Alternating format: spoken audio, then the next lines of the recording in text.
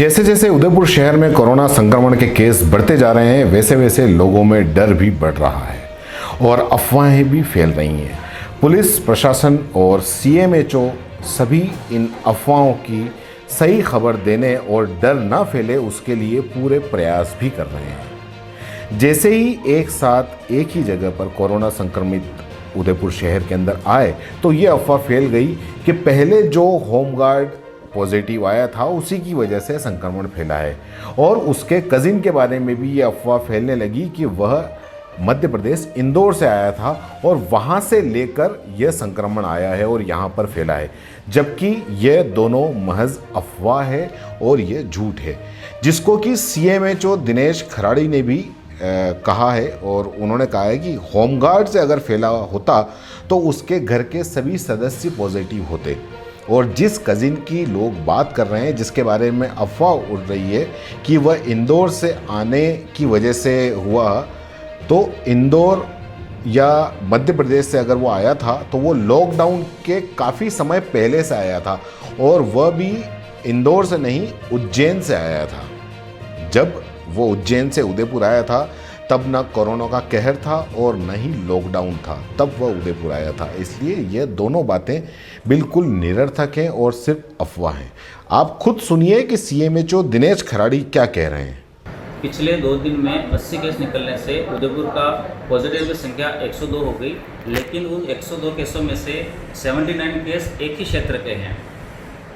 बाकी केस जो हैं जो हेड़मुद्री का है, उनकी शॉप थी गांजे का हटा उसी एरिया में, तो बहुत ज़्यादा पैनिक होने की ज़रूरत नहीं है। हमारे जो 102 केस हैं, बाकी डिस्ट्रिक्ट में और भी ज़्यादा केस निकले हैं, वहाँ पे कंट्रोल हुआ, वहाँ पे अभी कम केस निकल रहे हैं। मैं आपको ये निवेदन करना चाहूँगा कि कर्फ्यू का सख्ती से पालन करें। अगर कर्फ्यू का पालन नहीं किया और हम सोशल डिस्टेंसिंग मेंटेन नहीं करी, इधर उधर घूमते रहे, तो पॉजिटिव की संख्या बढ़ने की संभावना है। मैं सबको ये कहना चाह रहा हूँ, उस एरिया में केस तो हैं, लेकिन बहुत अच्छी खबर ये है वो लगभग सारे ही एसिम्टोमेटिक हैं, एसिम्टोमेटिक है, और जो होमगार्ड पॉजिटिव था वो दूसरे दिन ही नेगेटिव हो गया।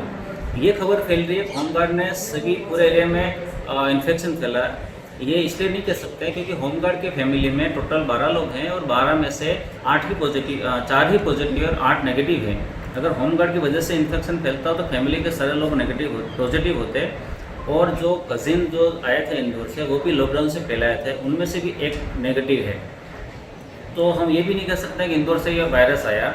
हम मालूम कर रहे हैं यहाँ पे वायरस कहाँ से आया, और जो सैंपल लेने की स्ट्रेटजी आज जो कलेक्टर मैम और एसपी साहब और सीओ साहब और एडीएम साहब से जो मीटिंग हुई, हमने वहाँ पे रैंडम सैम्पलिंग करानी शुरू कर दी, और 100 मीटर के दायरे में और 100 मीटर के परिधि के ऊपर रैंडम सैम्पलिंग करा रहे हैं। जो एडजेसेंट कॉलोनी है वहाँ भी हम रैंडम सैम्पलिंग करा रहे हैं ताकि ये वायरस कहाँ तक फैला उसका मालूम चल सके।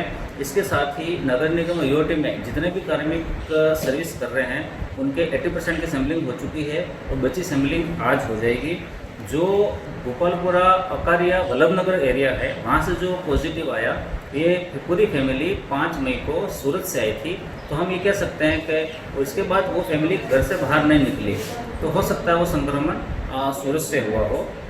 पूरा प्रशासन, चिकित्सा विभाग मुस्तैदी से कार्य कर रहे हैं। सभी से निवेदन है सोशल डिस्टेंसिंग का पालना करें, कर्फ्यू का पालना करें और प्रशासन का इसमें सहयोग करें।